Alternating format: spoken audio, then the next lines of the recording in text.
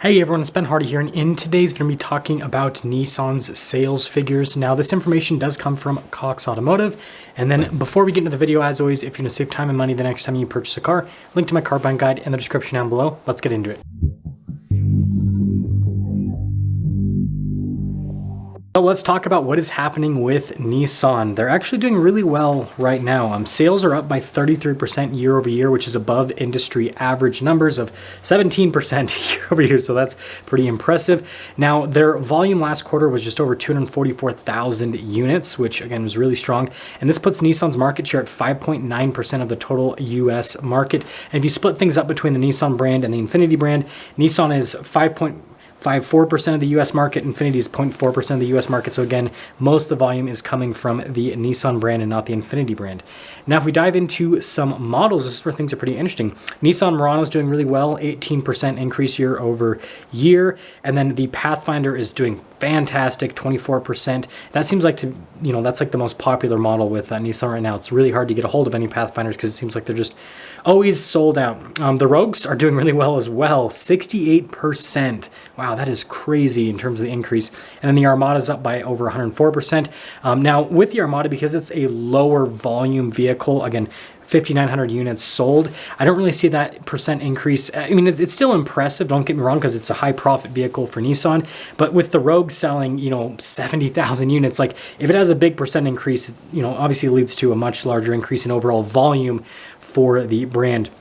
Sentra's also doing really good. Versa's also doing really good. So pretty much everything is doing good for Nissan except for the Aria EV. Again, going along with that trend where EVs just aren't selling all that well in the US market outside of Tesla, basically.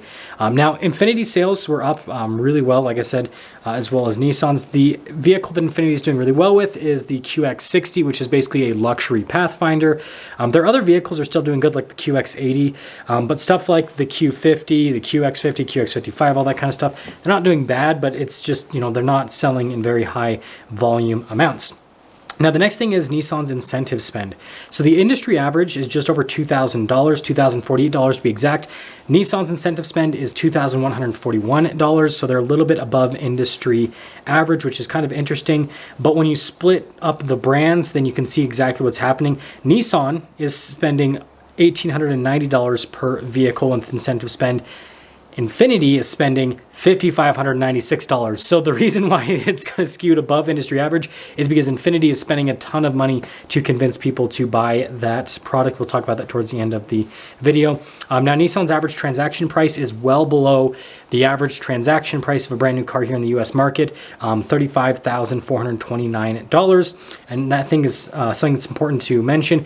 And then Infiniti's average transaction price is $59,832, which is below the average luxury transaction price of just under $70,000. So as you can see, both of the brands are below, industry average when it comes to transaction prices. So now this leads us into talking about, what this means for Nissan moving forward, and frankly also, why this is happening. So I guess we'll focus on why this is happening. First off, if you look at Nissan and Infiniti, well, more so Nissan than Infiniti, a lot of the cars have been recently refreshed or redesigned. And so I think that's a big part of the reason why there's a lot of excitement behind the brand, is because there's a lot of new product to be had. And this is happening at the same time that Nissan and Infiniti have not increased their prices by a massive amount. They've taken the Toyota approach to the pricing world, and they've basically just slightly increased their prices over the last few years rather than massively increasing their prices like what you've seen with a lot of the domestic automakers like Ford, General Motors, Stellantis, so on and so forth. And so it's obviously benefiting them in gaining market share, because when you look at, their vehicles compared to a lot of the vehicles that they compete against, especially with the American automakers, the pricing is significantly less. Now, something else that I think is definitely benefiting Nissan, especially with some of their more truck-like vehicles, is the fact that they still have a lot of old school technology. So if you look at the Nissan Titan, the Nissan Frontier, the Armada, they all have big naturally aspirated engines. There's no hybrid assist. There's none of that, right?